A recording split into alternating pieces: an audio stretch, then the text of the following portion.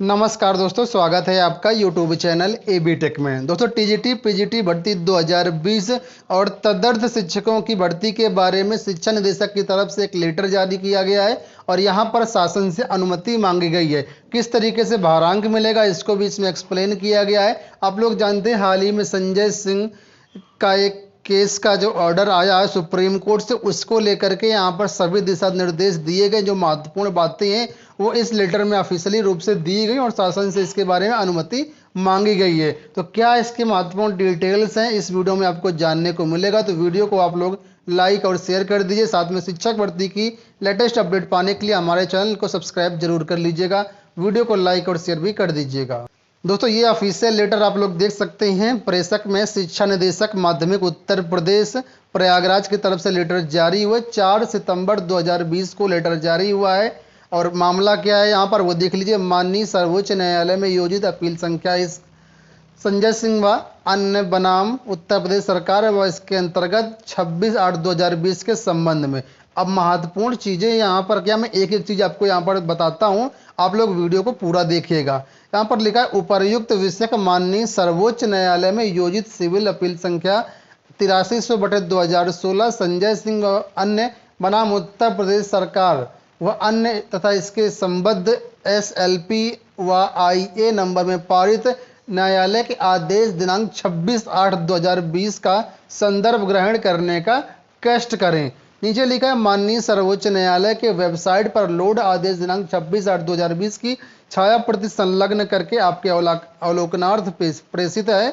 माननीय सर्वोच्च न्यायालय द्वारा अपने आदेश दिनांक 26/8/2020 में मुख्य आदेश निम्नवत दिए गए हैं। अब जो आदेश आया उसकी महत्वपूर्ण बातें यहाँ पर बताई गई हैं। नंबर 1 में यहाँ पर लिखा हुआ है कि माननीय सर्वोच्च न्यायालय के आदेश 26/8/2020 के पैरा 7 में माननीय उच्चतम न्यायालय द्वारा भारत के संविधान के अनुच्छेद 142 के तहत शक्ति का प्रयोग करते हुए चयन बोर्ड द्वारा आयोजित एक सामान्य परीक्षा में तदर्थ शिक्षकों के लिए निम्नवत आदेश दिए हुए हैं। अब यहाँ पर देखिए, तदर्थ शिक्षकों की जो भर्ती होगी वो सामान्य परीक्षा के हिसाब से होगी, सामान्य भर्ती होगी, मतलब एक तरीके से। का नंबर में लिखा है कि चयन बोर्ड द्वारा आयोजित एक सामान्य परीक्षा हेतु विज्ञापन में तदर्थ शिक्षक पक्षकार तथा याचीगण तथा वे सभी लोग जो तदर्थ रूप में कार्यरत हों एवं अधोहस्ताक्षरी अर्ताधारी हों उनको आवेदन के लिए अनुमति होगी। तो यहाँ पर देख सकते हैं चयन बोर्ड ही भर्ती करवाएगा और एक सामान्य परीक्षा होगी, उसके अंतर्गत ये भर्ती तदर्थ शिक्षकों की जाएगी। सेकंड पॉइंट में यहाँ पर ये लिखा है उपरोक्त परीक्षा में सफल तदर्थ शिक्षक जो प्रवक्ता पद पर कार्यरत हैं उनको साक्षात्कार में तथा जो LT वेतनमान पर कार्यरत हैं TGT में कार्यरत हैं उनका साक्षात्कार नहीं लिया जाना है। ठीक है।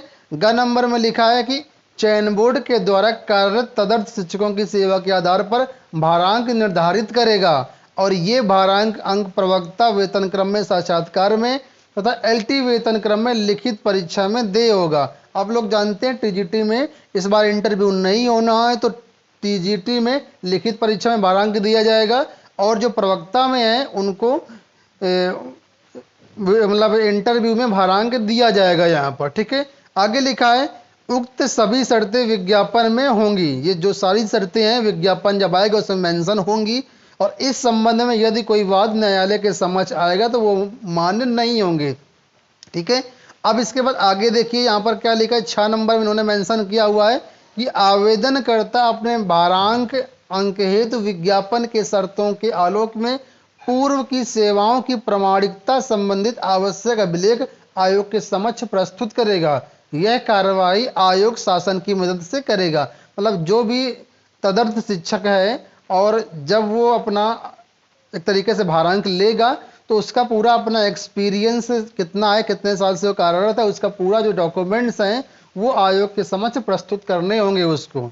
फिर आगे लिखा है भारांक के अतिरिक्त परीक्षा या साक्षात्कार में सफल हुए तदर्थ शिक्षकों द्वारा तदर्थ रूप से की गई प्रामाणिक सेवाओं की गणना सेवानिवृत्त लाभ हेतु की जाएगी। तो ये अगला पॉइंट है। अब यहाँ पर देखिए सेकंड पॉइंट, अभी तो पहले पॉइंट के ही ये इनके सब पॉइंट चल रहे थे। सेकंड पॉइंट में ये कहा गया है कि माननीय सर्वोच्च न्यायालय के आदेश 26/8 के पैरा 8 में स्पष्ट रूप से शासन व चयन बोर्ड को निर्देशित किया गया है कि शिक्षकों के चयन हेतु नियमित परीक्षाएं कराई जाएं, ताकि भविष्य में इस तरह की परिस्थिति का सामना न करना पड़े और विद्यालयों में पठन पाठन कार्य सुचारू रूप से हो सके। सुप्रीम कोर्ट ने यह भी कहा है कि नियमित रूप से शिक्षकों की भर्तियां हों, टीजीटी पीजीटी प्रिंसिपल की, और इस तरह की भविष्य में कोई भी परिस्थिति ना बने जिससे तदर्थ शिक्षकों की नियुक्ति करनी पड़े। दोस्तों, आप लोग जानते होंगे तदर्थ शिक्षकों की नियुक्ति कब की जाती है? जब चयन बोर्ड भर्ती नहीं कर पाता है और विद्यालयों में पद खाली रह जाते हैं, तो विद्यालय अपने विद्यार्थियों के हितों को देखते हुए शिक्षकों की नियुक्ति कर लेते हैं प्राइवेट टाइप से, और इन्हीं को बोलते हैं तदर्थ शिक्षक, और इनकी जो वेतनमान होता है वो गवर्नमेंट देती है। ठीक है, तो अब तदर्थ शिक्षकों को अवैध घोषित कर दिया गया, और इसी को लेकर आज समाचार पत्रों पर भी ये न्यूज आई हुई है कि चयन बोर्ड अब नहीं कर सकेगा भर्ती शून्य। माध्यमिक कॉलेजों में शिक्षकों के चयन के लिए नियमित परीक्षाएं कराने का आदेश। ये बात सुप्रीम कोर्ट ने अपने आदेश में कही है कि नियमित रूप से शिक्षकों की भर्तियां हों। तो इसका मतलब ये है कि हर साल जितने पद खाली होते हैं, सुप्रीम चयन बोर्ड को उन पदों पर भर्तियां करनी पड़ेगी।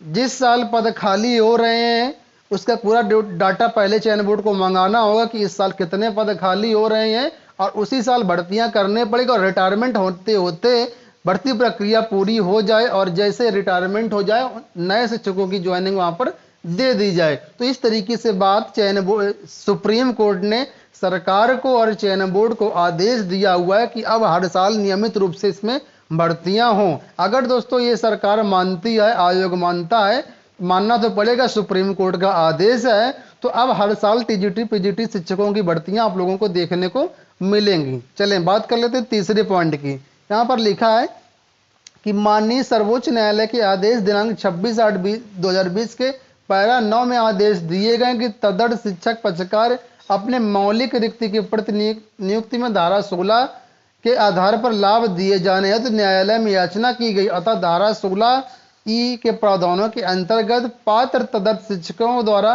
पूर्व में की गई सेवाओं का लाभ उनको दिए। तो ये फिलहाल ज़्यादा इंपॉर्टेंट पॉइंट नहीं हम लोगों के लिए, ये पॉइंट है तदर्थ शिक्षकों के लिए। चलो बात कर लेते हैं अगले पॉइंट की, चौथे पॉइंट की।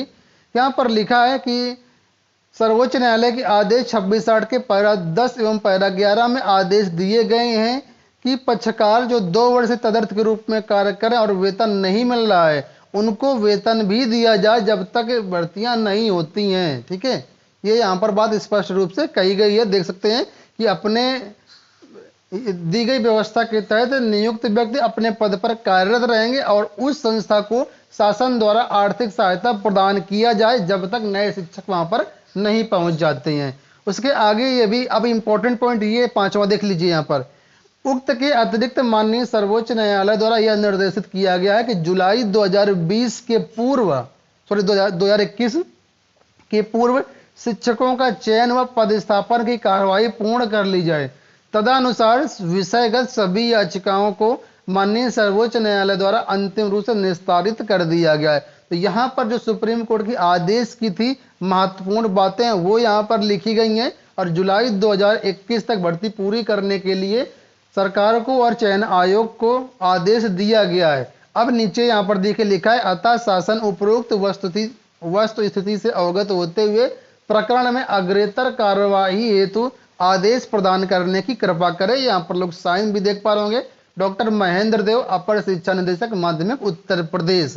तो कहने का मतलब तदर्थ शिक्षकों की भर्ती के बारे में पूरा मामला सरकार को बताया गया कि ये बात सुप्रीम कोर्ट ने कही है, और जुलाई 2021 तक इनकी भर्ती प्रक्रिया निकाल करके, परीक्षा करवा करके, इंटरव्यू करवा करके ज्वाइनिंग देने की बात कही गई। सरकार के पास देखा जाए तो समय बहुत कम है, भर्ती को जल्द से जल्द लाना होगा, जल्द से जल्द विज्ञापित करना होगा, तभी इतने समय से परीक्षाएं भर्ती सब कुछ हो पाएगी, नहीं तो फिर लेट होगा इसमें।